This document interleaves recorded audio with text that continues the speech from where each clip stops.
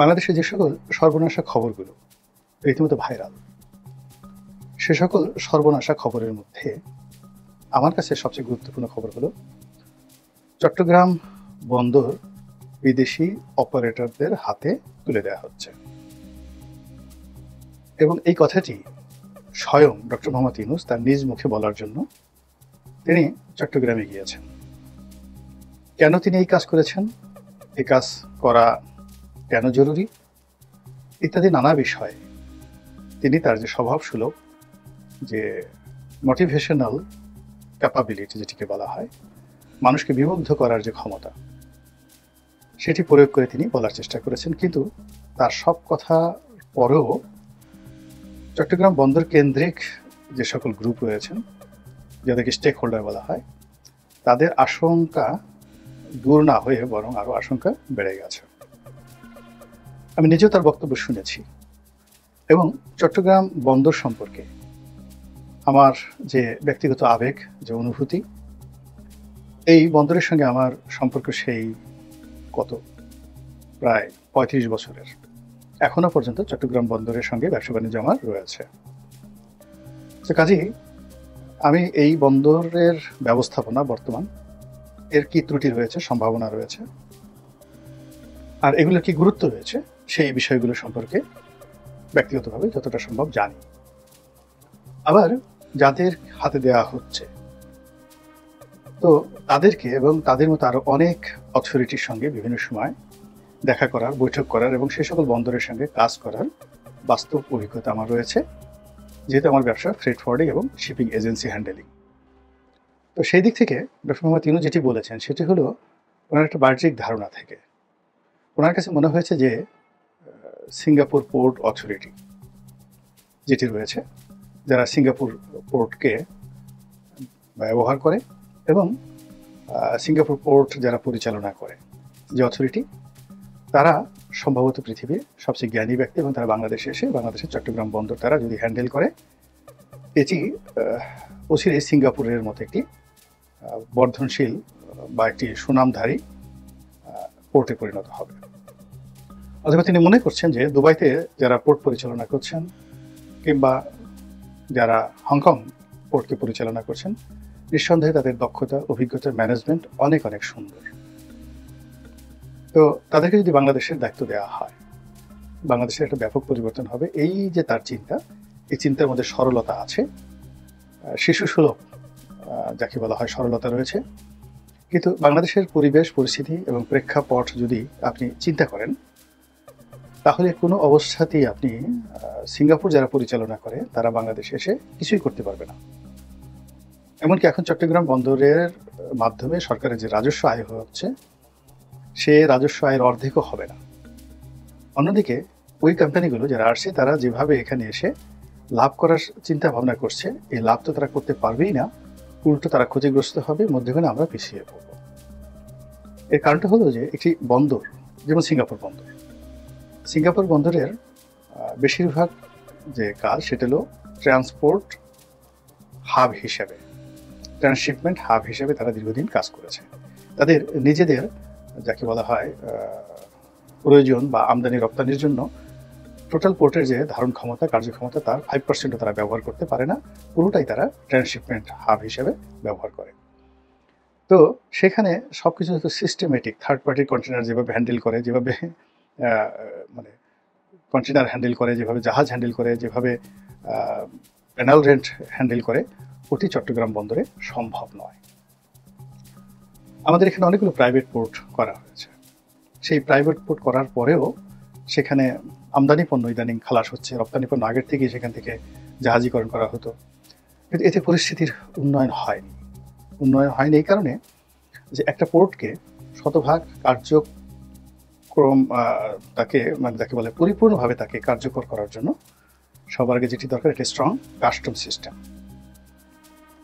System আমাদের বাংলাদেশে নেই। সিঙ্গাপুরে 1000 ভাগে 1 ভাগও নেই, এটা রাতারাতি কেউ পারবে না। ফলে কাস্টম সিস্টেমে আমাদের দেশের মাল পরীক্ষা করা, তারপর শেষে কন্টেনার নামানো, সেগুলো অ্যাসেসমেন্ট করা, এবং এক একটা কন্টেনারে কখনো 3 মাস, 4 মাস, 5 মাস পর্যন্ত সময় লেগে যায় যদি কাস্টম কর্তৃপক্ষের সন্দেহ হয়। এইগুলো একটা সমস্যা। দ্বিতীয় সমস্যা হলো আমাদের আমদানিকারকদের এক ধরনের অভ্যাস।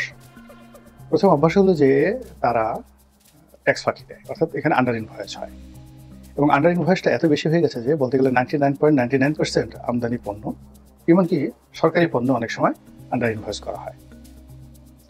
তো এই সমস্যাগুলোর কারণে কি হচ্ছে, কাস্টমসের সাথে আমদানিকারকদের সাথে দ্বন্দ্ব সংঘাত হয়, ফলে ডিউ টাইমের মধ্যে এখানে কন্টেনার খালাস হয় না, যেটা বিদেশিরা কোনো অবস্থাতেই নিয়ন্ত্রণ করতে পারবেন না। 2 নম্বর হলো যে এক্সপোর্টের ক্ষেত্রে একই অবস্থা, অর্থাৎ সমস্ত এক্সপোর্ট প্রসেসিং জোন থেকে যেভাবে কন্টেনারগুলো যাচ্ছে, সেই কন্টেনারগুলো মানে ইপিজেড থেকে, ডিপিজেড থেকে, ঈশ্বরদী থেকে কন্টেনারগুলো যাচ্ছে চিটাগং বন্দরে বা মংলা বন্দরে, বা প্রাইভেট ইয়ার থেকে যেভাবে আসছে, আসার পরে তাদের 90% যে ঝামেলা সেগুলো হয় হলো রাস্তাঘাটে, রাস্তায় জ্যাম থাকে, ট্রাফিক জ্যাম হয়, মানে ওয়ান স্টপ সার্ভিস সেখানে হয় না। ফলে চট্টগ্রাম বন্দরে সেখানে ঢুকে, চট্টগ্রাম বন্দরে ঢুকে তারপর সেই কন্টেনারটি জাহাজে উঠবে, এটি মাত্র 5% to 10% কাজ। তৃতীয় যে সমস্যাটা সেটা হলো ড্রাফটিং সমস্যা। আমাদের দেশে যে কর্ণফুলীর মোহনায় যে নাব্যতা রয়েছে, সেখানে যে পরিমাণ ড্রাফটের জাহাজ আসতে পারে, এটাও একটা বড় সমস্যা। ফলে কি হচ্ছে, অনেকগুলো নতুন টার্মিনাল নির্মাণ করার পরেও জাহাজের যে জট, এটি সরানো যাচ্ছে না। এবং কর্ণফুলী ট্যানেল, মানে কর্ণফুলী যেটা চ্যানেল রয়েছে, সেই চ্যানেলে কন্টেনার জাহাজ, তারপরে কার্গো জাহাজ, তারপরে অয়েল ট্যাঙ্কার, এগুলোর সাথে সাথে হাজার হাজার লাইটার সেগুলো চলাচল করে, এবং একই সঙ্গে এখান দিয়ে দেশীয় যে সকল যানবাহন রয়েছে সেগুলো চলাচল করে। ফলে একটা ডিপ সি বা সিঙ্গাপুর পোর্টের যে সুযোগ সুবিধা, সেটা চিটাগং বন্দরে কোনোদিন সম্ভব নয়। তো এই সিস্টেমের মধ্যেই আমাদের এই বন্দর কর্তৃপক্ষ, পরিচালনা কর্তৃপক্ষ, তারা যে সার্ভিস দিয়ে আসছে, এটি বিস্ময়কর। আমাদের চট্টগ্রাম বন্দরের একজন ট্রাফিক ডিরেক্টর ট্রাফিক, কিংবা ধরুন চট্টগ্রাম বন্দরের চেয়ারম্যান, কিংবা চট্টগ্রাম বন্দরের যে কোনো একজন কর্মকর্তা, তার সঙ্গে সঙ্গে চট্টগ্রাম কাস্টমস হাউসের কর্মকর্তা, তারা যে পরিমাণ ওয়ার্ক লোড নিয়ে যে ধরনের নেতিবাচক অবস্থা মোকাবেলা করে, এখানে সিবিকে ম্যানেজ করতে হয়, এখানে মাস্তানদেরকে ম্যানেজ করতে হয়, স্থানীয় রাজনীতিবিদদেরকে ম্যানেজ করতে, এর বাইরে সম্ভব নয়। এই কাজগুলো ভবিষ্যতে যারা আসবে তাদেরকেও করতে হবে, এবং তারা সেটা পারবেন না, কোনো অবস্থাতেই পারবেন না, বলে সর্বনাশ হয়ে যাবে। এরকম চট্টগ্রাম বন্দরের কর্মকাণ্ডে যদি 2 থেকে 3 মাস স্থবিরতা দেখা দেয়, পুরো দেশটা অন্ততপক্ষে 3 থেকে 4 বছরের জন্য পিছিয়ে যাবে। এবং এই কাজটি ডক্টর মোহাম্মদ ইউনূস করতে চাচ্ছেন। তিনি যে কথাটি বলতে চাচ্ছেন যে এখানে চট্টগ্রাম বন্দরে তারা বিনিয়োগ করবে, নতুন টার্মিনাল নেবে, তারপরে শেষে তারা এখানে আরও অনেক ইকুইপমেন্ট আনবে, দামি দামি ইকুইপমেন্ট আনবে, যেন দ্রুত এই মালামাল খালাস করা যায়। এর ফলে কি হবে, তারা এই নির্দিষ্ট সময় পর্যন্ত এই বন্দর পরিচালনা করবে, তারপরে তারা লাভ করবে, লাভ করার পরে BOT, build, own and transfer, তো এটা আগে তারা তৈরি করবে, তারপরে সেটা ওন করবে, এরপরে সেটা তাদের লাভের টাকা উঠে গেলে ট্রান্সফার করবে।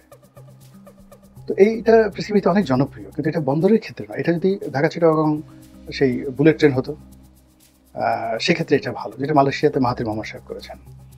তো কিংবা এখানে যদি দেখা গেল যে ঢাকা চিটাগং আরেকটা এক্সপ্রেসওয়ে হতো, অ্যাবসলিউটলি একটা এক্সপ্রেসওয়ে হতো, আরেকটা দ্রুতগতির বুলেট ট্রেন হতো, এবং সেখানে যদি 1 লক্ষ কোটি টাকা ইনভেস্ট করতো এবং 20 বছর তারা পরিচালনা করে, তারপর তারা সেখান থেকে লাভ হতো, লস হতো, তারা এখান থেকে চলে যেত। এই ধরনের বিনিয়োগ সারা দুনিয়াতে হয়েছে। কিন্তু জাতীয় বিমানবন্দর, মানে আমাদের যেমন ঢাকা বিমানবন্দর রয়েছে, তারপর চট্টগ্রাম বন্দর, তো যেখানে আমাদের গোলাবারুদ খালাস হয়, যেখানে আমাদের আর্মির ট্যাঙ্ক খালাস হয়, যেখানে অনেক জাতীয় গুরুত্বপূর্ণ বিষয়াদি থাকে, আমাদের অয়েল ট্যাঙ্কারগুলো যেখানে খালাস হয়, এই সব কিছু আমাদের যত গুরুত্বপূর্ণ বিষয় রয়েছে সব কিছুই বন্দরের মাধ্যমে হয়। তো সেই জিনিসটি আমরা পরিপূর্ণভাবে বিদেশিদের হাতে তুলে দেওয়া যতটা ঝুঁকিপূর্ণ, তার চেয়ে কম ঝুঁকিপূর্ণ মূলত বাংলাদেশ ব্যাংকটিকে বিদেশিদের হাতে তুলে দেওয়া, বন্দরের চাইতেও।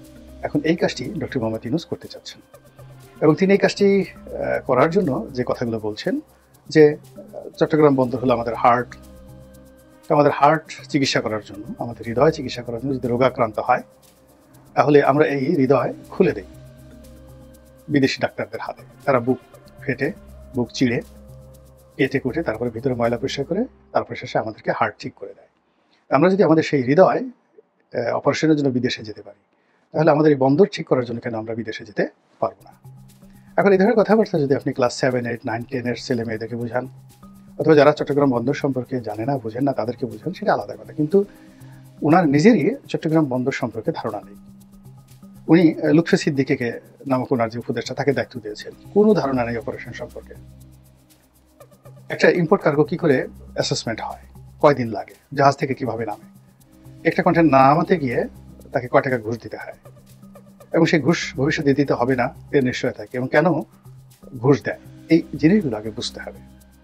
তারপর শেষে এখানে আরেকজন তরুণ, যাকে বিডার চেয়ারম্যান করা হয়েছে, আশিক চৌধুরী, তাকেও দায়িত্ব দেওয়া হয়েছে। মূল ব্যাপারটা হলো যে আপনি যদি একজন কান বিশেষজ্ঞ, ডাক্তার প্রাণ গোপাল, তো খুবই নামকরা কান বিশেষজ্ঞ, তাকে যদি মাথার নিউরো সার্জনে লাগান, যে মাথার মস্তিষ্কটা আপনি একটু অপারেশন করে দেন, কিংবা ধরুন সেই নিউরো সার্জন ছিলেন একসময় বাংলাদেশের একটা রশিদ উদ্দিন, তাকে যদি দায়িত্ব দেওয়া হয় যে আপনি আমার কানটা একটু অপারেশন করে দেন, তো যে অবস্থা হবে চট্টগ্রাম বন্দর নিয়ে যা কিছু হচ্ছে ঠিক একই অবস্থা হচ্ছে এখানে। এমনকি এই বন্দরে আরেকটি প্রথম থেকে যে ভুলটি করা হয়, সেটা হলো বন্দরের যে চেয়ারম্যান, এটি নৌবাহিনীর কর্মকর্তাদেরকে বা সামরিক বাহিনীর কর্মকর্তাদেরকে নিয়োগ দেওয়া হয়। এটা একটা মারাত্মক, যাকে বলে, ভুল সিদ্ধান্ত। যেমন ধরেন র্যাবে চাকরি করেছে সোহাইল, তো উনি গিয়ে চট্টগ্রাম বন্দরের চেয়ারম্যান হলেন, নৌবাহিনীর একজন কর্মকর্তা। এখন ক্রস ফায়ার বলেন, যা কিছু বলেন, সেক্ষেত্রে সোহাইলের অনেক অভিজ্ঞতা রয়েছে।